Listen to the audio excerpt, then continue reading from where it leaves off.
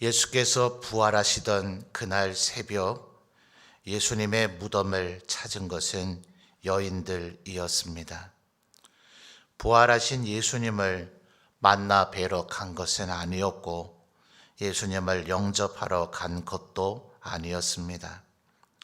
안타깝지만 사도들이나 여인들이나 제자들이나 그 어떤 누구도 예수께서 죽으시고 3일 만에 부활할 것이라고 여러 차례 말씀하셨지만 그 말씀을 염두에 두고 기억하고 믿고 있는 제자들이나 여인들은 없었습니다.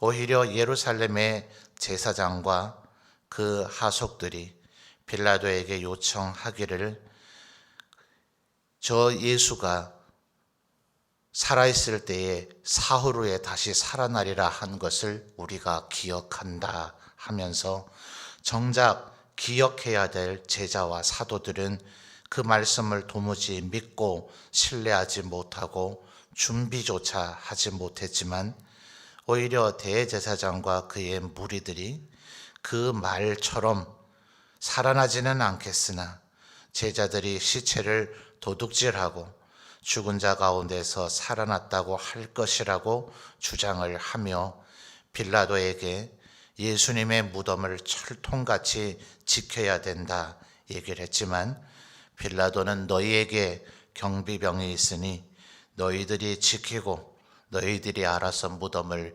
봉인하라 그렇게 이야기를 했기 때문에 오늘 우리가 읽은 28장의 바로 앞장 27장의 63절에서 66절 사이를 보면 빌라도와 대제사장의 무리들이 그와 같은 대화를 나누고 성전 경비대가 지금 예수님의 무덤을 지키고 있고 그 무덤 입구를 막은 돌에 임봉까지 해놓은 상태입니다.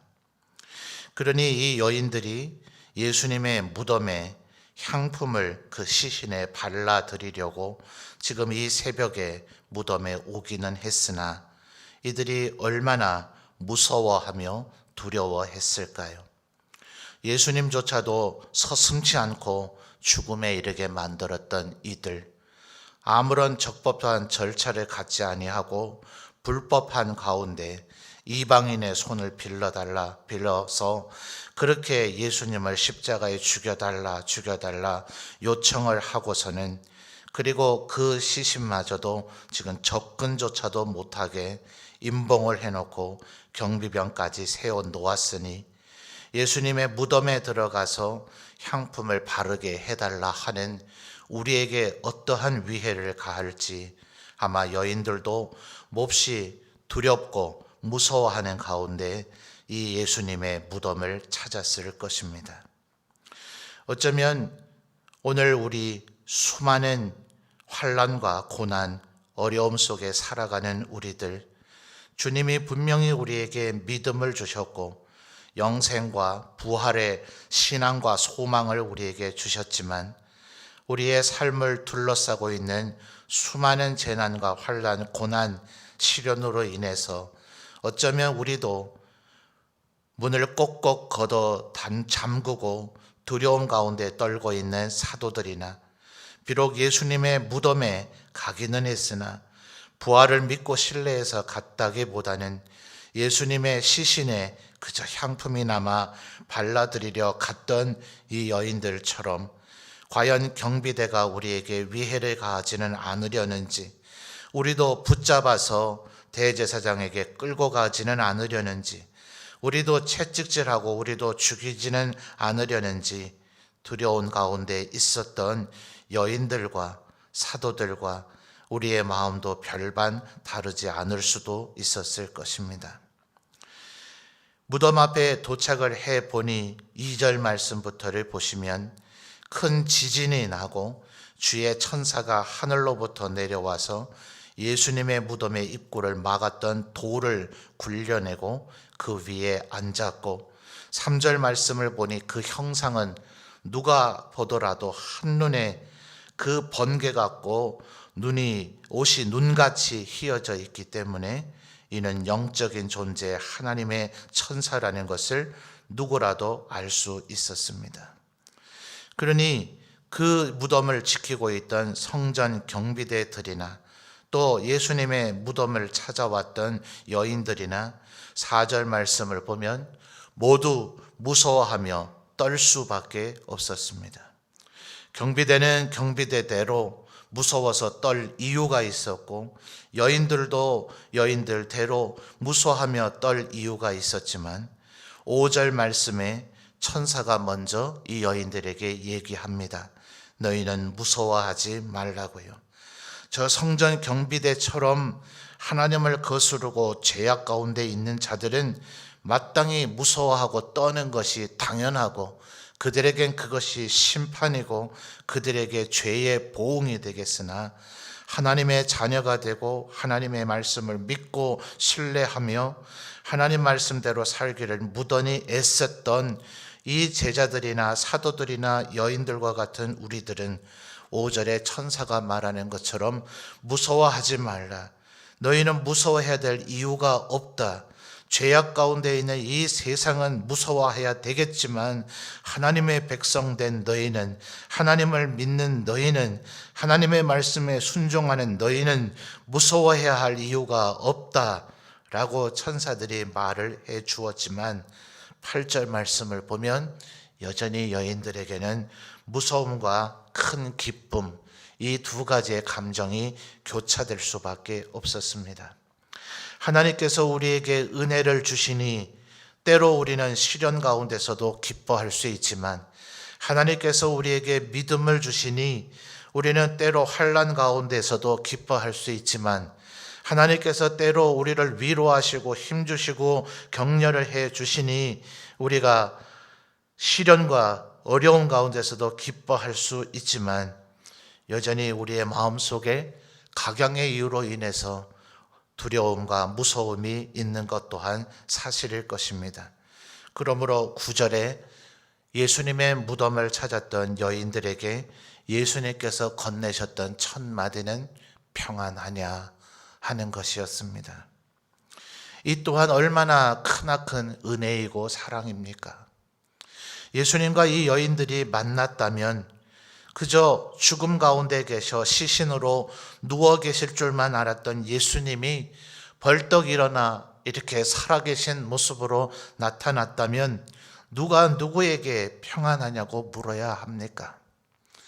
예수님께서 로마인들에게 어떻게 채찍에 맞아 온몸이 갈갈이 찢겨졌는지를 그 십자가 나무조차도 어깨에 메고 올라가실 수가 없어서 수없이 많이 넘어져서 결국은 다른 이가 그 십자가를 치고 올라가야 될 정도로 이미 십자가에 못 박히시지 않으셔도 곧 죽음에 이를 정도로 갈갈이 찢겨 온몸이 상하신 예수님을 똑똑히 박근을 그 머리에 조롱하기 위하여 가시 면류관을 씌워서 그 머리로부터 온몸에 흘러내려 얼굴의 형체조차도 알아보지 못할 정도로 피를 흘리셨던 예수님의 얼굴을 똑똑히 봤었거늘 그리고 예수님의 팔과 예수님의 그 발에 로마인들이 그렇게 박아 넣었던 그 못자국의 소리가 아직도 생생하게 들리거늘 그리고 그 위에서 모든 피와 물을 쏟아내시고 난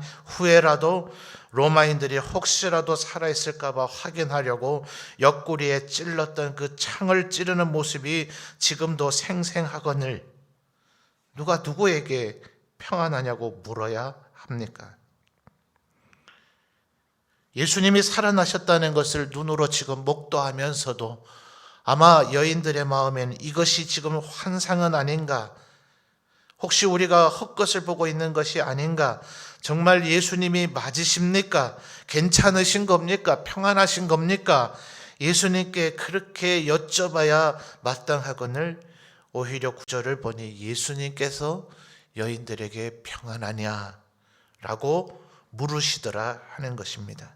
왜냐하면 8절에서 우리가 확인한 바대로 이들이 예수님께서 살아나셨다는 소식을 듣고 은혜를 입고 믿음을 가지고 부활의 소망을 가지고 또 주님께서 때때로 우리를 위로하고 격려하시는 그 은혜를 입었음에도 불구하고 우리는 우리의 삶을 둘러싸고 있는 환난과 시련, 고난, 질병 등 우리에게 위협을 가하는 수많은 이유들 때문에 여전히 무서워하고 있으므로 주님께서는 오늘도 우리에게 평안하냐라고 물으실 것입니다.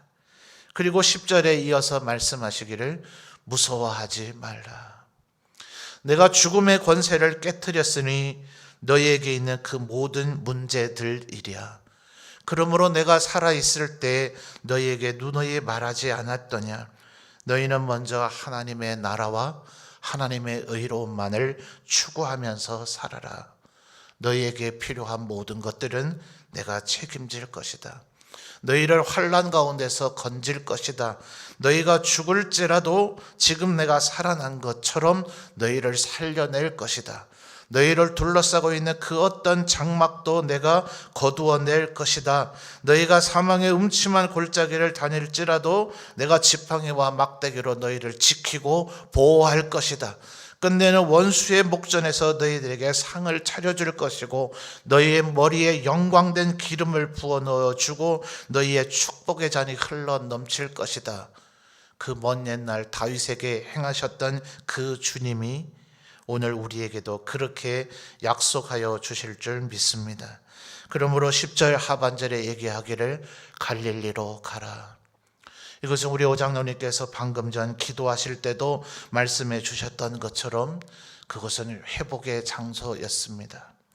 예수님을 버려두고 도망갔던 이들, 예수님을 3번이나 모른다고 부인하고 저주까지 했던 이들, 그들을 다시금 처음 부르셨던 그들, 사도들 모두는 다 대부분 갈릴리 사람인지라 그곳에서 주님을 처음 만나고 주님의 부르심을 받았던 그들이기에 마치 처음 만났던 그 순간처럼 그들을 다시 부르시고 그들을 회복시켜 주시고 대부분의 공생의 사역을 그 갈릴리를 기반으로 가버나움, 벳세다, 거라사 그 등등에서 이루어졌던 것처럼 그 사명의 자리에서 다시금 그들을 회복시키고 사명을 주시고자 갈릴리로 가라. 이제 며칠 동안은 예루살렘에서 이들을 만나고 또 그들에게 부활을 확신시키고 부활의 증거를 보여주고 온전히 부활을 믿게 하시겠지만 갈릴리로 함께 이동하셔서 먼저 가셔서 그들이 오기를 기다리고 계셨다가 그들에게 다시금 새로운 소명과 부르심을 주시고 그들을 온전히 회복시키시고 그들에게 다시금 사명을 주시고 주님 다시 만나는 그날까지 끝까지 사명을 감당하게 하셨으니 그 출발이 평안하냐 갈릴리로 가라 주님 말씀하여 주셨으니 오늘 우리도 회복의 자리, 주님의 부르심의 자리, 사명의 자리, 오늘 이 새벽 주님을 만나러 나온 이 자리가 우리에게 평안을 주시는 하나님의 은혜를 넘치도록 받는 자리, 다시금 주님 앞에 부르심을 받아 오늘 현재 우리를 둘러싸고 있는 그 어떤 환난이나 어려움, 고난, 시련일지라도 그 모든 것을 이겨내고 무서워하지 말라, 무서워하지 말라, 무서워하지 말라. 내가 너희와 언제나 늘 이 세상 끝까지 함께 할 것이다. 주님 말씀하셨던 이 말씀을 다시금 마음에 새기시고 우리에게 사명을 주시고 우리를 회복시켜 주셨던 갈릴리로 함께 나아가는 저와 여러분이 되시기를 주님의 이름으로 축원합니다.